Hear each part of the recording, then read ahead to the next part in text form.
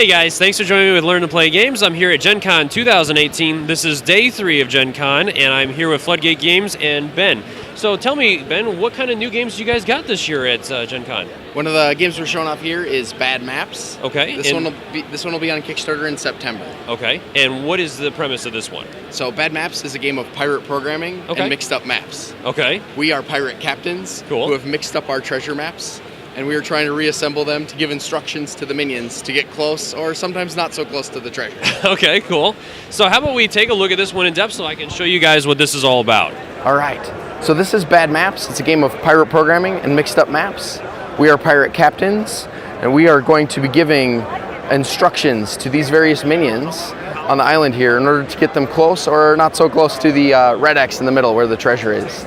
So each round, each player is going to get some of these objective cards, 4 of them to start, and we'll take a look at these, and these give us objectives for each of the 4 minions. So in this case, if the yellow minion gets first or second place, the player who has this card will get 2 points.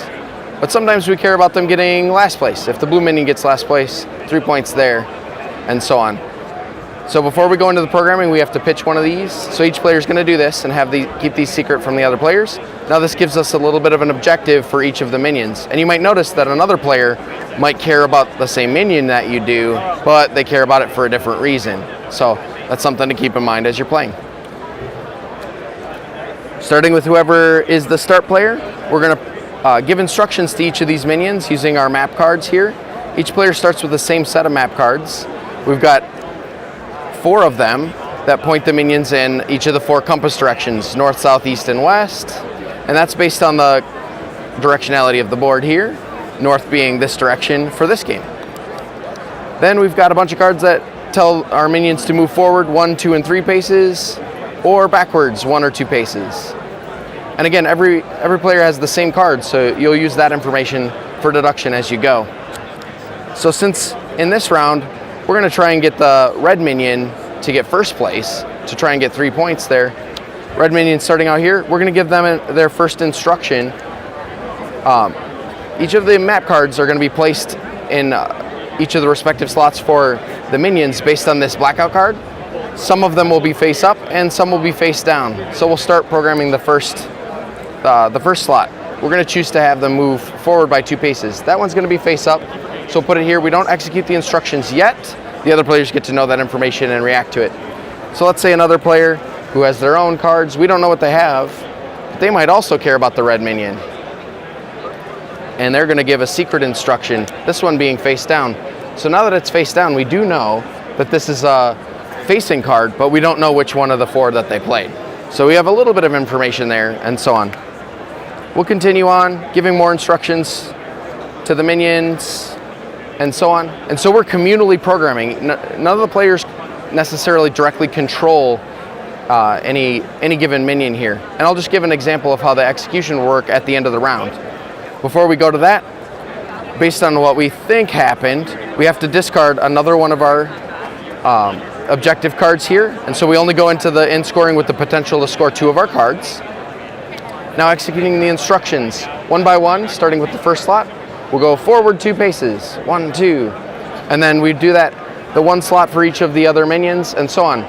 We'll go back to the 2 slot here and reveal that, it was facing south. That wasn't what the purple player expected, since their next instruction was to move forward 3 paces, causing that red minion to fall into the ocean and starting over. So sometimes it gets a little chaotic if nobody's trying for the same thing as you, but you might be working together. At the end of the round, each of the minions might be in particular places. Going into the second round of 2 in the game, each of the minions is going to dig, trying to find the treasure, leaving a pit behind as they go back to the start to try again, throwing the sand behind them as they're digging. And now we'll go into the second and last round of the game, getting new objective cards. This time, the stakes are a little higher as the board's much more treacherous trying to navigate around these pits. It's a 3 to 5 player game, plays in about 10 minutes per player, and we've had a really great time with this one, and I think you will too. This is Bad Maps. All right, so Ben, what is the second game that we're here looking at? Here we're looking at Bosk. This Okay. is a new one coming out by Daryl Andrews and Eric Kobayaris. Okay. With the illustrations by Quanchai. And what's the basic premise behind this one? The premise here is that we are controlling species of trees in Okay. a national park. Under the hood, it's an area control game where we're blowing leaves around, trying to take over territories. Oh my God, my wife is going to love this game. All right, so let's go ahead and take a look at some of the details about this one. So this is Bosk. What we're looking at here is very much prototype materials, but the gameplay is what you will get. So in this game, we're in a national park, and each player controls a species of tree. You'll have 8 trees that you're going to place during the game. The game's played over the course of 1 year. In the springtime, each player places their trees one by one on the intersections on the board, wherever they'd like that's available. Each time you place a tree, you're going to influence the trails that are on each row and the trails that are on each column. You're doing this in order to score points in the summer by who has the highest value of trees in each of these rows and columns. So here, this will be the red player who scores for this row. It'll be tied between the red and orange players in this column, and so on. In the springtime, we would have placed all 8 of our trees, so the board is filled up with an array of trees as we move later in the game. Going into the fall, we're going to have this wind board here that shows us the direction that the wind is blowing and which tree we need to play from. So to start out, the wind direction will be blowing this direction, and we'll have to blow leaves off of one of our 1 trees. So we'll start with the orange player. They'll pick one of their leaf cards, and that determines how many leaves they're going to blow off of their tree. So they'll grab, in this case, 6 of their leaf tokens, and starting at the base of their tree, we'll start with this 1 tree. We'll put them in either of the 2 territories at the base. Now we'll meander in any of the 3 adjacent spaces as we go. Let's choose to go here, and then we'll cut over to the wheat fields and continue on. Now, the reason we're doing this is in the winter time, after everybody's blown leaves off of all of their trees, we're going to score area majority per each of these territories. 5 points for first place, 3 points for second place. But fortunately, another player can come along, and let's say in this case, the red player is going to use their 6 leaf guard. They can blow leaves off of this 1 tree, again in the direction of the wind here, but they can take over territories from other players. So that's 1. And then if they want to cover one, that costs an extra leaf. So 1, 2, 3. We can say 4, 5, 6 and continue on. Or optionally, we could even bully around another player, saying 1, 2, 3, 4, 5, and 6 to kind of create that interaction and take over for the area control portion of the game. At the end of the round, the wind's going to rotate. It'll change directions. And now we'll blow off of one of our 2 trees in this direction, and so on. It's going to rotate again after everybody's played off of a 2. 3's in this direction, then 4's in this direction, and then continue on for the remaining trees, any tree, each of the 4 directions again. By the end of the game, there are no trees left on the board, only a nice array of leaves covering up each of these territories as we go. Each player also has a squirrel card. This lets you jump out of a tree covering any size pile of leaves and can't be covered by any other leaves, so it's always playable throughout the game. Highest scoring player at the end of the game is the winner. It's 2 to 4 players, and it plays in about 15 minutes per player. So the last one we have here is Scrata, which you guys put out last year, but you have an expansion and an absolutely massive version of it. So if anybody's at Gen Con, come and check this out. This game is amazing. I did some coverage on this one before. I did a teaching video.